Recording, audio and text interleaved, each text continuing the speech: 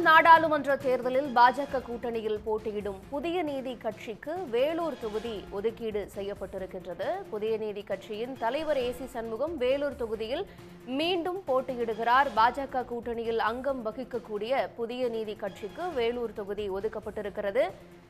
2014, 19 என நாடாளுமன்ற தேர்தல்களில் இதே தொகுதியில் ஏசி சண்முகம் போட்டியிட்டு தோல்வியை கண்டிருந்தார்.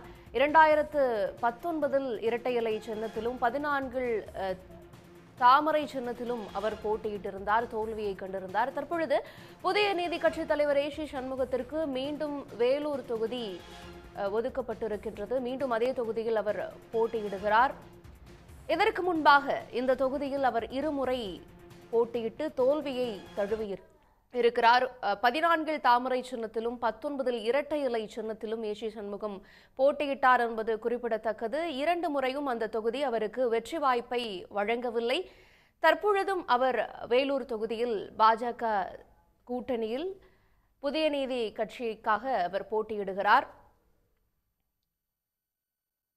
மீண்டும் வேலூர் தொகுதியை ஏசி சண்முகம் தேர்வு செய்திருக்கிறார். அவருக்கு என்டிஏ கூட்டணியில் அந்த தொகுதி வழங்கப்பட்டிருக்கின்றது. புதிய நீதி கட்சி சார்பாக ஏசி சண்முகம் வேலூர் தொகுதியில் போட்டியிடுகிறார்.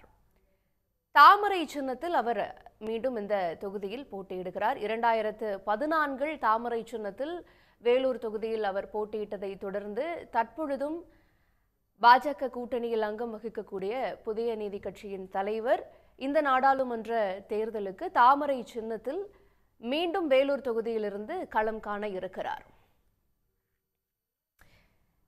கடந்த 2 முறை வெற்றி வாய்ப்பை நல்காத வேலூர் தொகுதி மீண்டும் அவருக்கு வெற்றி வாய்ப்பை வழங்குமா? தேர்தல் களம் எப்படி இருக்க போகிறது என்பதை பார்க்க வேண்டும்.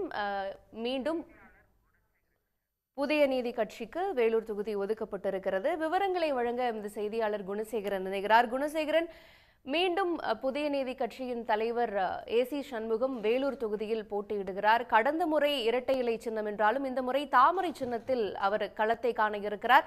இது பற்றிய விவரங்கள் என்ன? அதாவது பாஜக தலைமையிலான கூட்டணி வரும் நாடாளுமன்ற தேர்தலில் தமிழகத்தில் கூட்டணி அமைத்து போட்டியிட இருக்கிறது. இந்த பாஜகவுடன் கூட்டணியில் பல்வேறு கட்சிகள், அதாவது தமிழ் மாநில காங்கிரஸ், அதே போன்று அமமுக உள்ளிட்ட பல்வேறு கட்சிகள் கூட்டணியில் இடம்பெற்றிருக்கக்கூடிய அந்த நிலையில் புதிய நீதி கட்சி இடம்பெற்றிருக்கிறது. புதிய நீதி கட்சியினுடைய தலைவர் ஏசி சண்முகம் வேலூர் தொகுதியை ஏற்கனவே விருப்ப தொகுதியாக பாஜக தலைமையிடம் கேட்டிருந்தார்.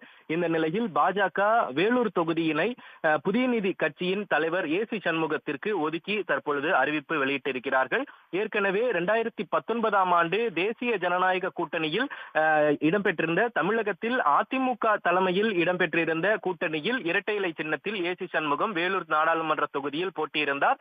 இந்த நிலையில் இந்த தேசிய ஜனநாயக கூட்டணியில் அதிமுக வெளியேறிய நிலையில் பாஜக தலைமையிலான அந்த கூட்டணியில் அங்கம் வகிக்கக்கூடிய புதிய நீதி கட்சியினுடைய தலைவர் ஏசி சண்முகம் மீண்டும் அதே வேலூர் நாடாளுமன்ற தொகுதியில் தற்பொழுது போட்டியிட இருப்பதாக அறிவிப்பு வெளியாகி இருக்கிறது.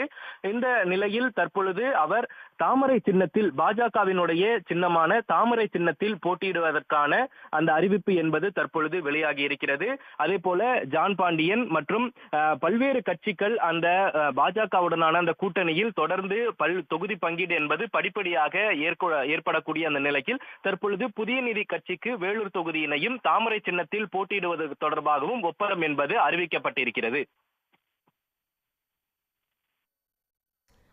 தகவல்களுக்கு நன்றி குணசேகரன், விவரங்களை வழங்கியமைக்கு. உடனுக்குடன் செய்திகளை தெரிந்து கொள்ள சன் நியூஸ் பெல் ஐகானை கிளிக் பண்ணுங்க.